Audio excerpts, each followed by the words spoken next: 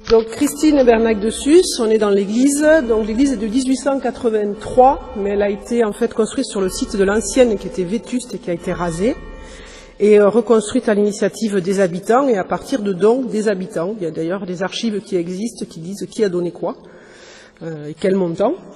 Et d'après ce que je sais, l'autel est l'autel d'origine qui a été replacé dans la nouvelle église. Ce qui a priori semble un peu bizarre parce que l'autre était beaucoup plus basse. Donc mon père a toujours considéré que c'était très bizarre comme légende parce que pour lui ça rentrait pas. Mais je sais pas. A priori ce serait celle d'origine. D'accord. Voilà. Celle d'origine, et que dire encore Donc vous avez une orgue là-haut.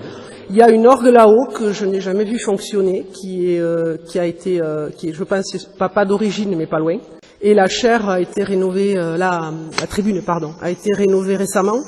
Et le système campanaire est désormais électrique. Il était manuel à la base, et puis il a été électrifié il y a quelques années maintenant. Voilà. Et ils ont refait maintenant aussi tout le circuit pour monter, tous les escaliers pour monter jusqu'au clocher. Ils l'ont rénové entièrement. Si, on les voit, oui. Oui, vous disiez, pardon.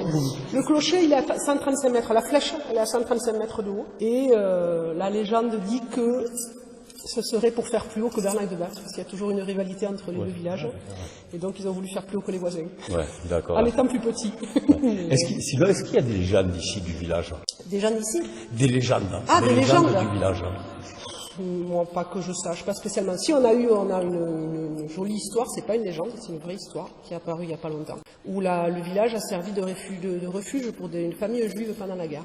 C'est apparu il n'y a pas longtemps, il y a vraiment pas longtemps. Nous, on a eu l'occasion de rencontrer les descendants de cette famille-là, parce que c'est un instituteur de Vielle-Adour qui avait justement un des moulins où habite M. Dintran maintenant, qui est un peu plus loin dans le village, et il a caché une famille juive à l'époque, les enfants venaient à l'école ici, etc. Et les gens du village n'étaient pas au courant que c'était des juifs.